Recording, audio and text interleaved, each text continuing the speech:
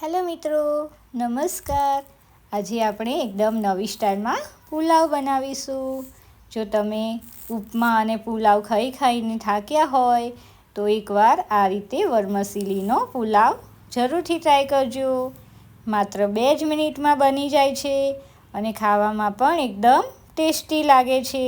તો ચલો આપણે રેસીપી તેની સ્ટાર્ટ કરીએ. સૌપ્રથમ 2 ટેબલસ્પૂન જેટલું ઓઇલ લેશું.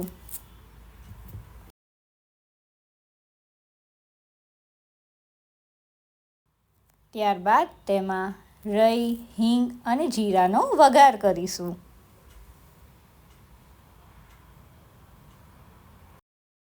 ત્યારબાદ તેમાં કડી પત્તા એડ કરીશું.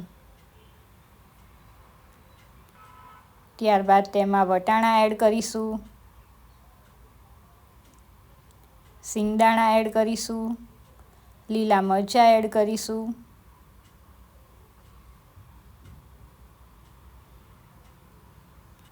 બધી વસ્તુને મિક્સ કરી લેશું. ત્યારબાદ કટ કરેલા ઓનિયન અને ટમાટરને એડ કરી દઈશું.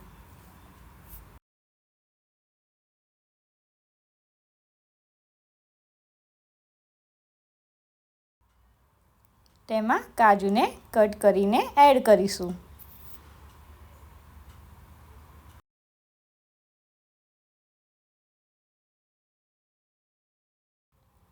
ત્યારબાદ તેમાં સ્વાદ પ્રમાણે મીઠું એડ કરીશું. ચપટી હળદર એડ કરીશું. ત્યારબાદ ધાણા જીરું એડ કરીશું અને થોડુંક લાલ મરચું એડ કરીશું. ત્યારબાદ બધી વસ્તુને સરખી રીતે મિક્સ કરી લેશું. થોડોક ગરમ મસાલો પણ એડ કરીશું. ગરમ મસાલાને તમે સ્કીપ પણ કરી શકો છો. ત્યારબાદ 1 ગ્લાસ જેટલું વોટર એડ કરીશું. પછી માર્કેટમાંથી લાવેલી વરમસીલીની સેવને એડ કરી દેશું. માત્ર 2 જ મિનિટમાં આપણી સેવ રેડી થઈ જાય છે. જો તમે આ સેવને વધારે કૂક થવા દીધી તો પેનમાં ચોંટી જશે, તો તેને ઓવરકૂક કરવાની નહીં. ત્યારબાદ તેમાં કોથમીર એડ કરીને ગરમા ગરમ સર્વ કરીશું.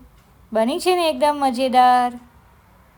એકદમ જલ્દીથી બની જાય છે અને ખાવામાં પણ એકદમ ટેસ્ટી લાગે છે. જો તમે પુલાવ અને ઉપમા ખાઈને થાક્યા હોય તો તમે આ રેસીપી જરૂરથી ટ્રાય કરજો. વિડીયો ગમે હોય તો લાઈક કરવાનું ભૂલતા નહીં. Wow! Subscribe my channel and join Cooking with Disha.